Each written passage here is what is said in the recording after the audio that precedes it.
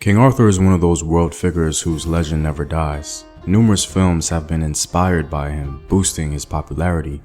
Even though scholars agree that King Arthur is just a literary invention and not an actual historical figure, popular culture can't help but tell his story.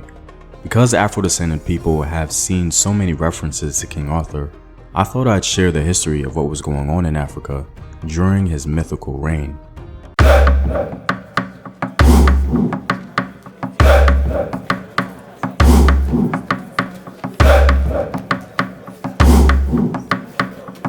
What up, African world? It's Home Team here, and welcome back to another video of African history, culture, and worldview. By supporting this channel on Patreon, you're helping in the creation of these videos and supporting this content.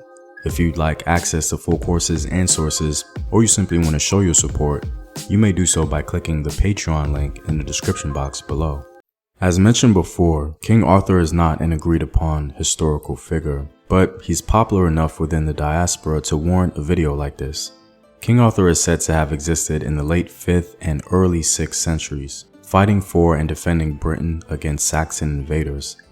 Now, there were many things going on in Africa during this time, and so I can't mention all of them, but please feel free to mention some historical events you may be aware of that are centered around this time period. Let's begin. During the time of King Arthur, a people known as the Sao people began to settle south of Lake Chad around 500 CE. The Sao people began to construct cities and towns. These Africans developed sculptures, coins, and other artworks using iron, bronze, and copper. Historians G.T. Stride and Caroline Ifeka sum up Sao civilization the best. The Sao people possessed considerable political and artistic genius. They developed city-states which were the centers of local patriotism. Each city was surrounded by strong defensive walls and dominated the life of the surrounding countryside, which it both protected and governed. Government was by an elaborate hierarchy, headed by a divine ruler. Except on ceremonial occasions, the rulers made few public appearances and even then remained concealed from the common gaze by a screen. Women occupied a respected position in society, and the queen mother and senior sister of the ruler exercised considerable political influence on the government of the state. The Sao people were mainly settled farmers, but among them were craftsmen of considerable industrial and artistic merit. They were able to work in both clay and metals to manufacture household utensils, tools, and works of art for religious purposes. Impressive objects found by archaeologists include burial urns and figures of animals and human beings, both in clay and bronze. Sao civilization is one of the more neglected topics in African history, but interestingly enough, they achieved a sophisticated civilization before many other Africans in their general vicinity. Going further west on the continent, all the way to Mauritania and Mali, during the time of King Arthur, the Ghana Empire was in the early stages of its prime. Ghana, also known as Wagadu, was the first empire in West African history. From the onset, Ghana was known for its vast wealth, being immediately associated with gold mines and affluent kings. One Muslim writer named Al-Hamdani tells us that at the time, Ghana possessed the richest gold mine on earth, and Ibn Hawkal tells us that the king of Ghana was the richest sovereign on earth. The principal Muslim writer on this history, named al-Bakri, mentions that Ghana possessed twin towns, one for the king and the other for Muslim merchants. The king's town is 6 miles distant from this one and bears the name of Al-Gaba. Between these two towns, there are continuous habitations. The houses of the inhabitants are of stone and acacia wood. The king has a palace and a number of dome dwellings, all surrounded with an enclosure like a city wall. Not only was Ghana one of the wealthiest empires on earth according to Muslim writers, more importantly, Ghana was able to protect that wealth with its vast army. Al-Bakri tells us that the king of Ghana could field an army of 200,000 men, of whom over 40,000 were archers. Now, despite the fact that most scholars believe this to be an exaggeration, the power projection of Ghana was still very impressive nonetheless.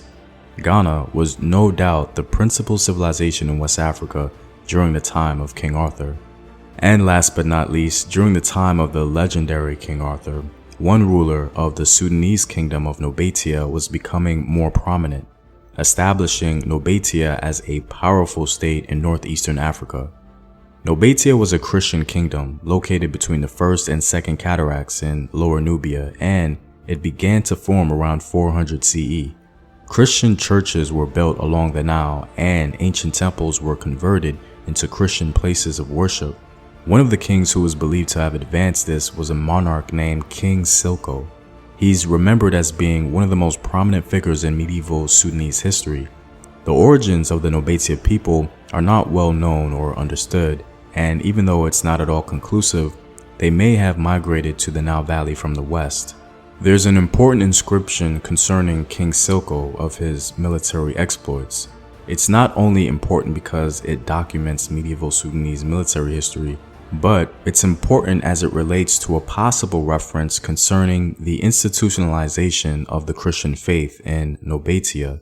King Silko attributed his victory to what some scholars believe to be the Christian God, but others aren't as convinced to the Christian background of King Silko, however.